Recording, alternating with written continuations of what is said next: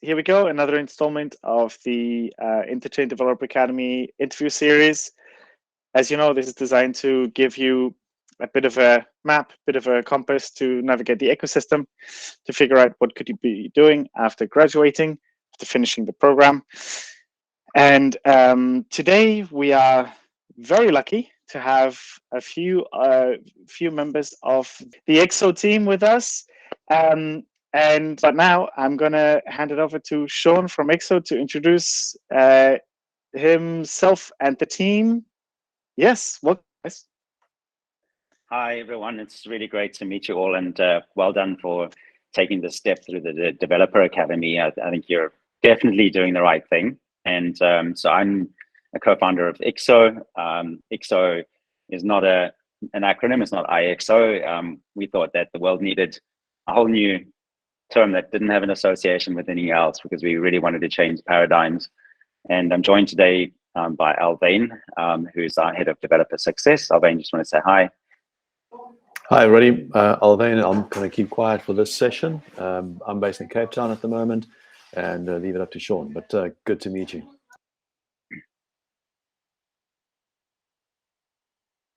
Great. We can go ahead, Elias.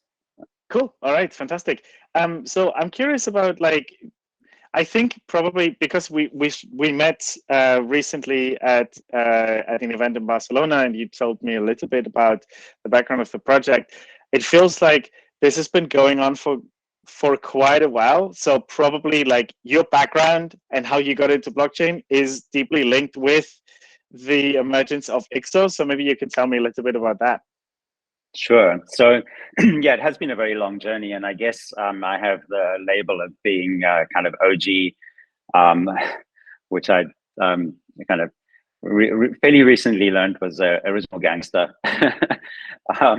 And I had this vision of using web technologies, and it was Web 2 at the time, to address some of the major coordination problems that we have in impact, and in how impact gets financed, how it gets verified and scaled. So my background is actually that I'm a medical doctor, so it may surprise some of you. And so what is a medical doctor doing in technology? And so I think that this is a fairly common story that we hear, particularly within Web3, is that people come to Web3 not necessarily because they start as developers, but they come because they have ideologies about the world that may involve thinking about complex systems or social and cultural change, and get drawn in and to actually find ways of being able to participate, even if you can't code. But obviously today we're talking about actually getting involved at the developer level. And so my journey really began when I was working in public health and global health, and experiencing some of these coordination failures around how we get capital allocated to where it's needed. And so that's really kind of supply chains of capital from allocators who are governments and development banks and so on. And then the projects on the ground need that capital, but need to generate information in a way that it gets up a supply chain back to where it's needed. The information is needed in order to make decisions. And really that supply chain in Web 2, or sort of in the old paradigm of centralized systems, is really very ineffective and breaks down. And so there's an interesting connection here between the Web 2 and Web 3 story. In 2008, I was working for the British government in their international development agency, and I was invited to give a presentation in London about how Web 2 and social networking could potentially change the way that aid is delivered. So the narrative back then was very much about aid. And I gave this presentation about a collaborative aid marketplace. There's a SlideShare presentation from 2008. And so this was pre-blockchain, but really kind of what made sense is that we need to decentralize the decision-making, localize the decision-making, give people the incentives to participate in resource allocation decisions, in figuring out how to implement projects, and then to get rewards for success. And so I spoke about this eco credit, which was not a token at all because I didn't know anything about tokens back in 2008. And then discovered Bitcoin around 2013. So actually tried to implement that system using local ledgers and community currencies systems that were available at the time. But that encountered a lot of kind of issues around like who gets to control the ledger? You know, what gives you the right to come into a community and create some kind of ledger system? And how do you get people to participate in the governance of that? Who owns the data? All of these kind of real problems of trying to create coordination where it's participatory and where you kind of need to have permission to do things.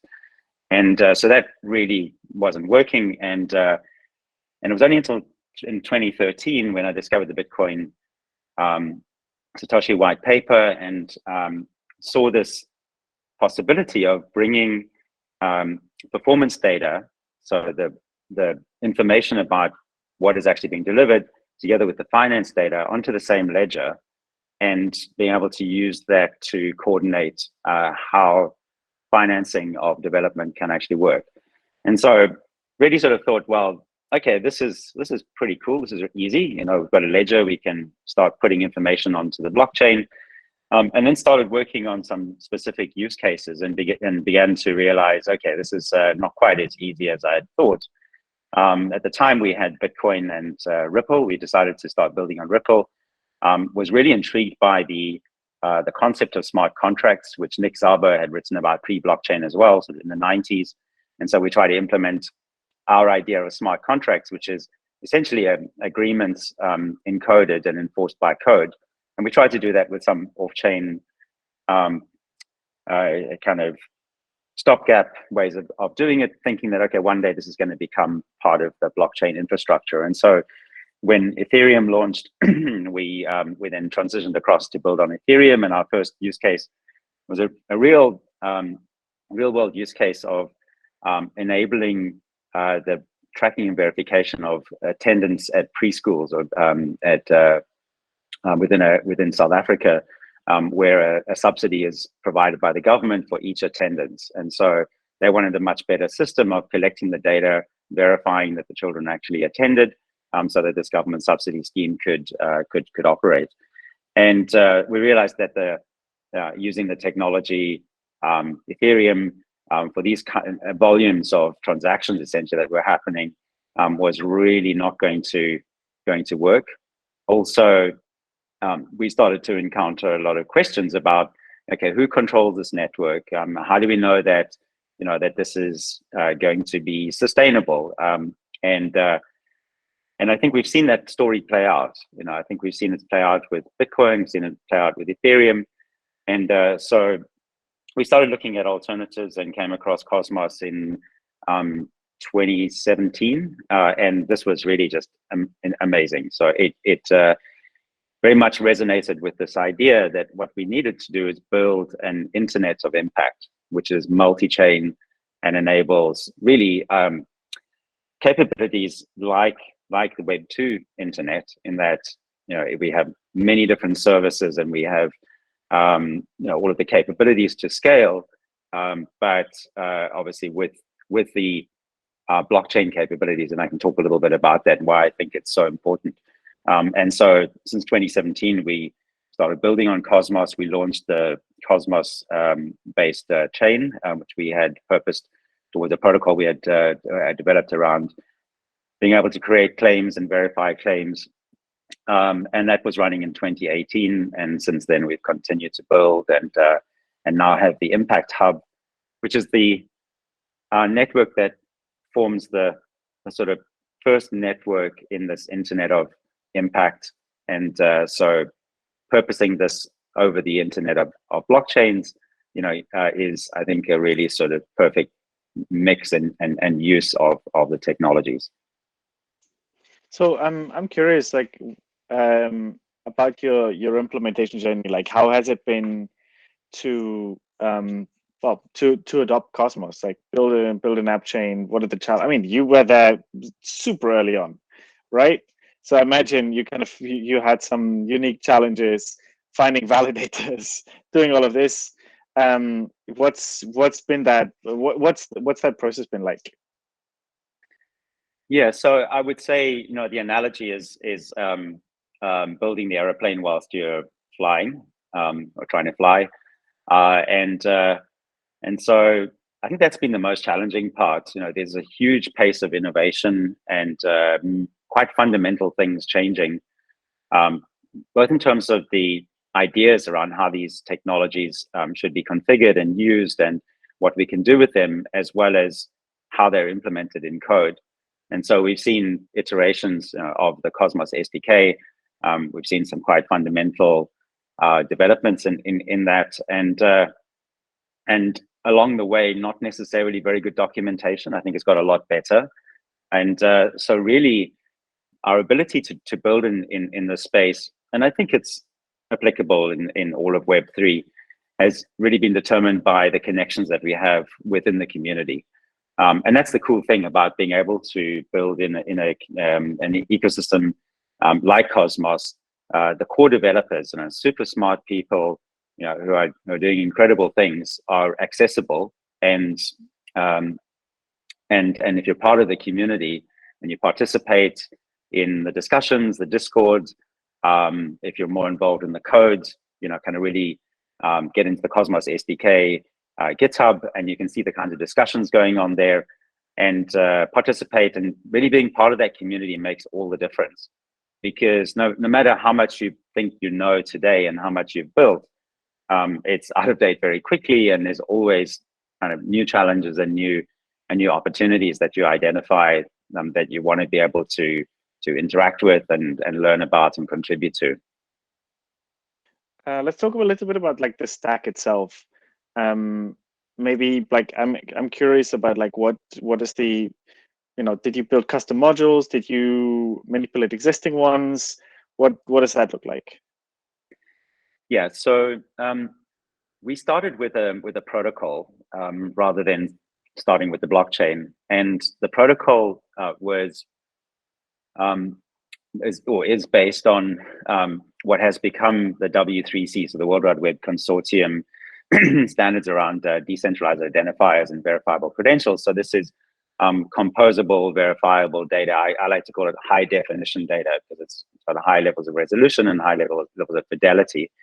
And so we were involved from 2015 with the community working group called Rebooting the Web of Trust, and then all the way along in helping to define those standards and then apply them to our use case, which is identifying all of the agents and entities within the impact coordination space. So whether that's an entity like a project or an investment or an asset, and being organizations or individuals. So we need to identify all of these participants, and then make claims about like who these participants are, what impacts they're having, and the credentials associated with that. And so we needed a protocol, a capability to run this protocol where we would have a registry of DIDs, decentralized identifiers, and of the verifiable data. And so that's really where we started off. So we built a DID module, the DID module. We built a projects module that would enable us to store this data of the claims coming through and the status of the claims in terms of verifications and so on. And that was really the core of kind of where we started, and found a lot of the other core SDK components, were super helpful in providing the base layer of functionality. So we further iterated on that. We've just done an upgrade on our testnet where we've got CosmWasm, which makes a huge difference in terms of runtime, upgradability, and versatility in terms of being able to introduce new code and new functionalities. So that's at the blockchain layer, and maybe we can pause there and just see if there's any questions around that, and then I can talk about the rest of the stack. Yeah, if anyone has any questions, feel free to chime in at any point. Huh? So yeah, maybe talk. So that's the blockchain layer, and then what sits around that?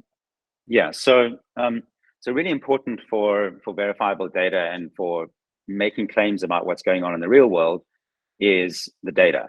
So this is data that is not public data most of the time. The metadata on claims is super useful. Just counting the number of claims that have been made, the status of those claims.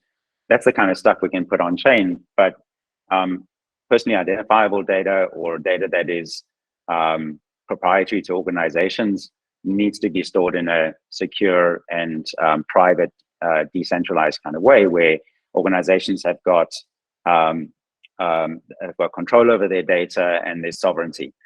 And so also being involved in this movement around self-sovereign identity and the My Data movement, we recognized early on that we needed a decentralized data store mechanism. And so we built what we call a cell node, which is more than a data store. It's essentially an agent on behalf of projects and so on. It has a wallet within the data store, and it's able to perform functions on behalf of the agents in the network. So these cell nodes, the reason they're called cell nodes is that they are nodes in the network, but they're off-chain nodes, and they enable coordination in a way that we have decentralized data, and we have capabilities to connect to that data and flow workflows through there with authorizations and so on. So that's the second component. And then we have an indexing database, which is called BlockSync. There's currently a lot of discussion going on in the Cosmos SDK about indexing databases. Within the EVM space, we've got the Graph protocol, which provides GraphQL and subgraphs and so on. They are integrating or have started integrating into Cosmos. We built our own indexing database early on. There wasn't much else available, and this provides a much better way for querying the data. So the chain is not very good for kind of going and running queries on. You need an indexing database, so you can do all kinds of queries, relational queries, and looking at the history of transactions and so on. And then at the next layer, we have the client applications, and so we have an open source React Native web platform, which is I like to talk about it as kind of analogous to WordPress for impact. So we've seen how WordPress as an open source application really transformed adoption of Web 2.0. Pretty much at the beginning, well, I would say like when WordPress became available was really when mass adoption of Web 2.0 kind of happened, and now I think it's something like 75% of all websites in the Web 2 context are powered by WordPress. And the analogy there is having an open source application that is configurable, can have plugins and extensions and so on. If you want to create an e-commerce store with WordPress, you can do that, or you can have content publishing. So similar sort of idea, obviously quite different implementation. And what enables that is having an SDK. And so the SDK is a fork of Cosm.js, and then we've also integrated the other APIs to be able to connect to the decentralized data stores, the cell nodes, and to connect to the indexing BlockSync. And with these APIs, you have access, to data, to DIDs, so the identifiers, the verifiability in terms of authentication, connection to the data, and the indexes. So with this, you can really configure a lot of utility for different marketplace applications, and kind of really fundamentally, what I believe is transformational about these technologies is the ability to better coordinate. Whether we're coordinating capital, we're coordinating information, we're coordinating people, and that coordination sort of typically happens in the context of marketplaces. Whether they're commercial marketplaces or otherwise. These are platforms that have got multiple participants, multi-sided marketplaces, who are transacting with each other. So you have project implementers who are transacting with investors, who are transacting with oracles that are doing the verification on the work that is being done, the claims that are being made. And so marketplaces, as we know, and particularly in the decentralized philosophy, should really be appropriate for the participants in those marketplaces, whether it's geographic or whether it's sectoral. And so our vision for this is to, and what we're currently doing is to enable marketplaces to build out using this application stack or using the SDK and integrating into their own web applications or their own mobile applications, and using the capabilities of the underlying chain infrastructure. What we also are working on is cross-chain interoperability. So you won't find all of the services that you might want on the Impact Hub, which is our XO protocol blockchain. You may want to go and get liquidity and make swaps on Osmosis, or access a smart contract on Secret Network, or get credentials exchanged on the Check Network. And this is where the power of Cosmos really comes in, and is the ability to get really sort of specialized services cross-chain and integrate it at the user interface. Make it useful for people for the jobs that they need to get done, and to address the needs of their use cases. Well, maybe walk me through, like, how does this look like from a project or like entity perspective? The claim lifecycle. Yeah. So firstly, we have claim templates. So you can create your own claim template, or you can use a claim template that has been developed by someone else. And so a claim template in itself is an entity that has got it's got a DID. For those of you familiar with the DID specification, a DID is associated with a DID document, which has got metadata about the identifier. It's got the cryptographic controls, and it's got services. And we've developed a DID method, which is called interchain identifiers. So we've done this work with the Interchain Foundation, and have developed a sort of next generation specification for what on-chain assets, whether it's NFTs or other tokenized assets, or even wallets, how they can represent their data, and how they can be associated with linked resources or services or rights, which are generally object capabilities or legal rights in the form of, maybe in a PDF that says, as an owner or a controller of this asset, you've got the following rights. So it's a very flexible and powerful framework for describing an asset. And so we see these templates as assets. The way that you can, for instance, think of a template is as a survey instrument or a data collection instrument.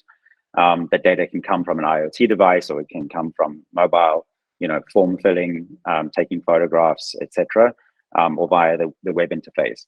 And so when a project configures its entity, there's a creator of the project that establishes a DID for the project, establishes the information about the project, which is stored in this DID document, and it has as linked resources the description of the project, and as well as the claim templates that are associated with this project.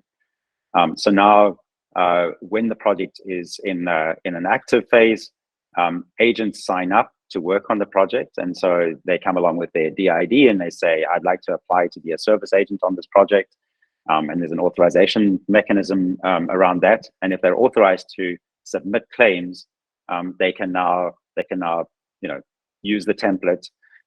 Essentially, it forms a message which is signed cryptographically and submitted, and this verifiable data object can now be stored in the decentralized data stores, or you could move it into other data stores or databases, but it's verifiable and it's kind of self-describing. It's indexed, its keys in terms of key values and so on are contained within the object, and as opposed to traditionally kind of having silos of data where your keys and values are specific to a database.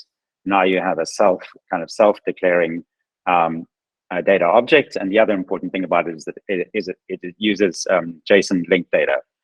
So it has contexts using standardized semantic dictionaries, and so when you're talking about an attribute in this data, such as, let's take something simple like name, it references schema.org /name, and so there's a web standard, commonly understood, consensus-based definition of what that data point means. So in submitting the claim, you're sending it to a cell node. The cell node then publishes the proof of that claim to the chain in association with the project.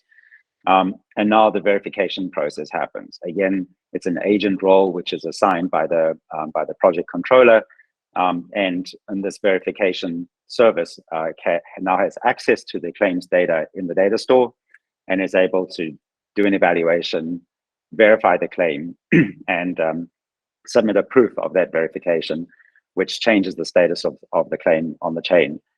And with that, we have the ability to trigger things such as payments. So you can configure. We have a payments module as well, so you can configure when the claim is submitted. The agent that submits the claim can be paid for submitting it, or only on the change of status of the claim. Once it's verified, they can automatically be paid. So that's kind of the basic life cycle. And then we can take these claims, this verified data, and we can package them together and put them into credentials and into NFTs, so into impact tokens. So an impact token would represent something like a carbon certificate, or a biodiversity certificate, or a health outcome certificate. And this is an incredibly versatile protocol for tokenizing any outcome state, things that happen in the real world, where we've collected the data, we've verified the data, and we now assign some value to this as a certificate or as an NFT that can be utilized in composable, decentralized finance mechanisms. Can be used to trade, to collateralize, etc. Cool. I'm just thinking from a developer perspective. Obviously, you've built a whole suite of things. So when I'm approaching this as a developer, like, what does the tooling look like? What does the documentation look like? Where do I start? And is there everything that I need? Yeah, so I think this kind of goes along the common theme of because we're building the airplane as we fly it. Parts of it are much better documented than others, and the way to get involved is through the community. So connecting with the core team and the developers who are working on different marketplace applications. And maybe I can talk a little bit about those applications just to kind of make it a bit more real. But getting involved in that community is really the way to go, because the entry points from a developer's perspective, are many. You can come into this from the perspective of wanting to customize the web application for a specific marketplace.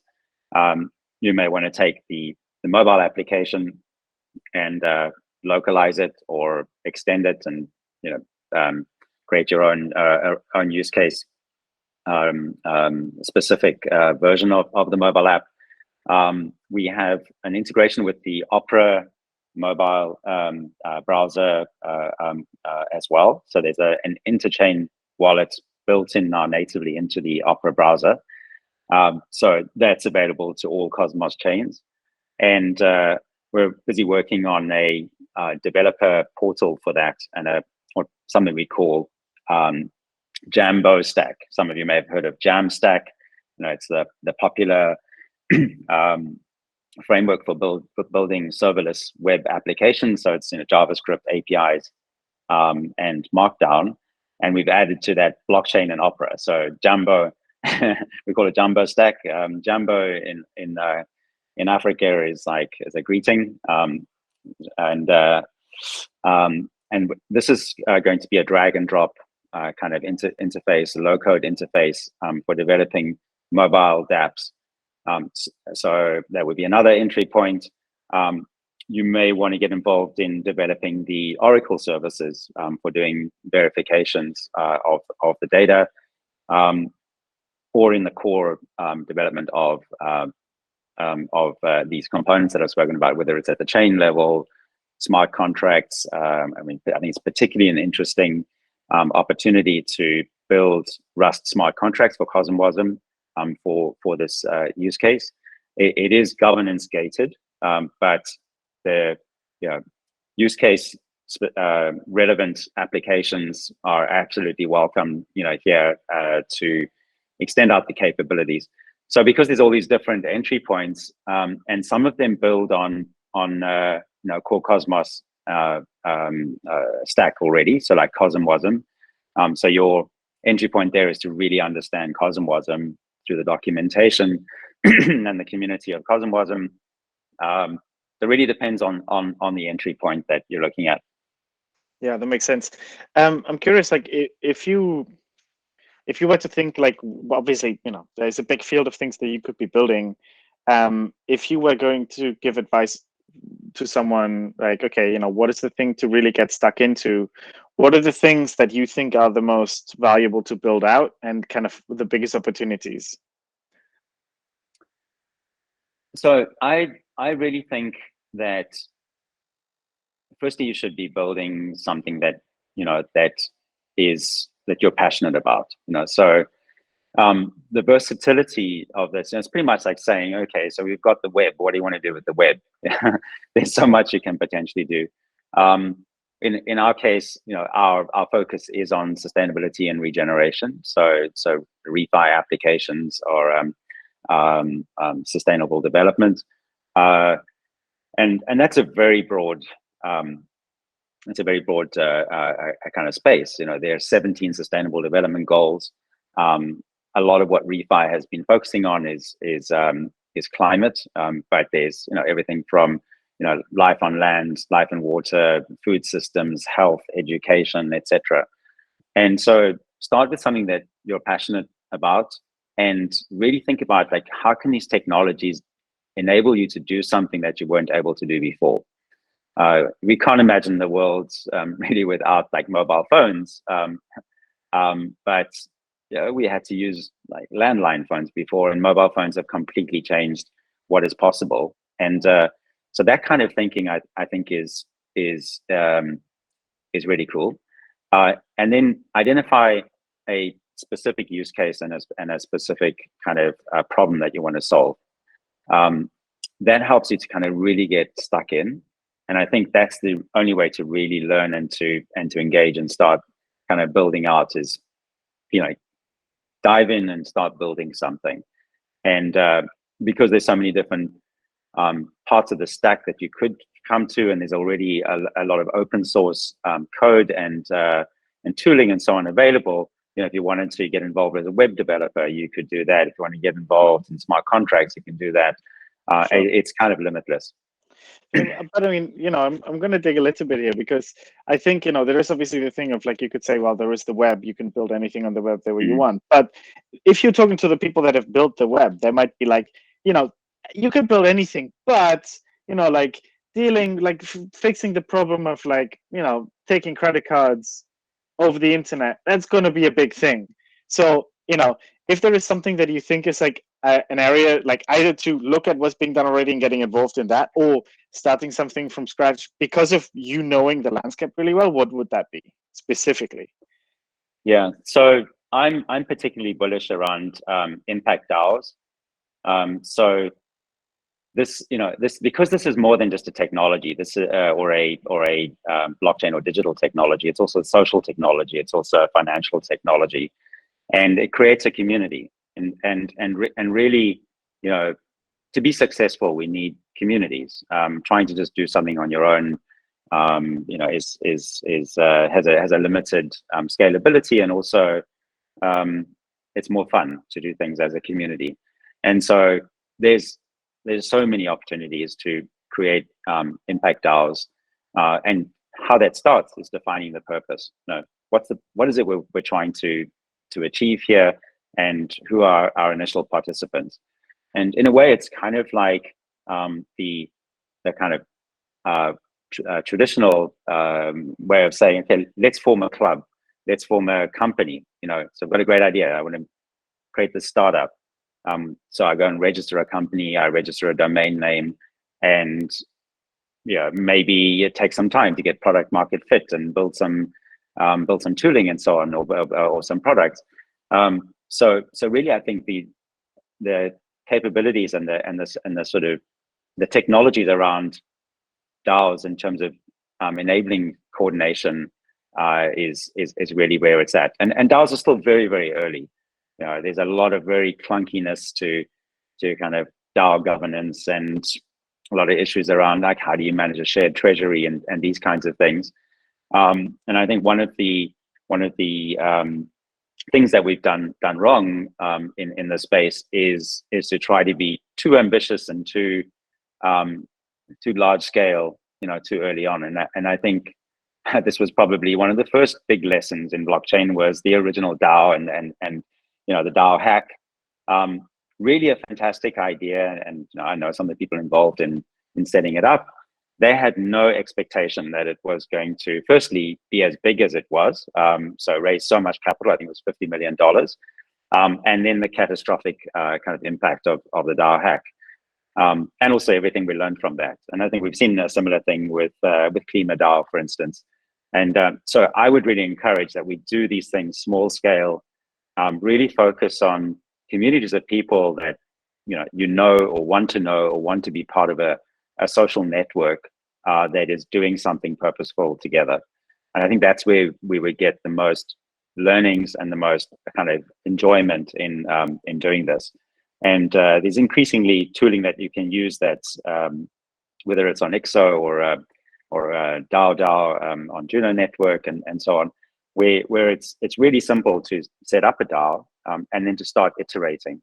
So it's pretty much kind of like registering a Delaware Corp. You can go online, you can create a Delaware Corp in 10 minutes, and it gives you some structure that you can begin working with. Yeah, cool. I think that's valuable. Does anyone have any questions? All right. Well, I would say maybe last thing, it's something that I ask of everyone. So there are some of the people obviously in this cohort that are just starting out in Cosmos and probably just starting out in Web3. Words of advice, first step, next steps. What would you have hoped that someone else told you at the time? Yeah, I would say connect with the community is the first step. We were a team based in South Africa, predominantly. Most of the team were in Cape Town when we started off, and we felt like we were far away from everyone. We didn't know the core developers at the time, and we were a bit nervous to kind of connect and become part of the community. So there's I guess that sort of social anxiety, and also because you feel like maybe you don't know as much as all these really smart people who are having incredibly intelligent conversations about things. But I would really encourage you to just step in and engage. That's the way to do it. And even if it's participating in Twitter Spaces, in Discords, choose some projects that you're passionate about and get involved in the discussions. None of these things are perfect. We're in a world where we're all trying to take on some really challenging ambitions around building technology that's world changing, coordinating communities that are dispersed and decentralized, and dealing with things like bear markets and so on. So it's a kind of roll your sleeves up and get involved, and connect with the community, connect with a community, and so that would be the first point. I would say don't be shy of just like kind of really getting involved. And then the second thing is, really start building. The tools are all there. Even if you're building just for experimentation, just get involved and start building, and that has a compounding effect. As you have some successes, as you learn more, you have these breakthroughs. And I see this happening with new members of our team as well, who come from Web 2, and very talented developers who come in, and really it's a new paradigm, and it can be a real struggle. It can be kind of frustrating and tearful and whatever. It's like, I don't get this. Why doesn't it work? And then you have these light bulb moments, and it only happens when you actually start doing something. So go through the process of setting up a chain, of take a module and and iterate on it, and learn how it works. It really does require some kind of taking apart the machine to understand how it works, and then putting it back together again to really have this sort of hands-on experience. Cool, fantastic. Well, thank you very much. Thanks for your time. Thanks for taking the time to walk us through this. Also, this video is going to be available on the Academy page. We'll obviously share it with you. Thanks everyone for taking the time, and I'll see you for the next one. Have a nice rest of the day, everyone. Bye. Thanks, everyone. Bye-bye.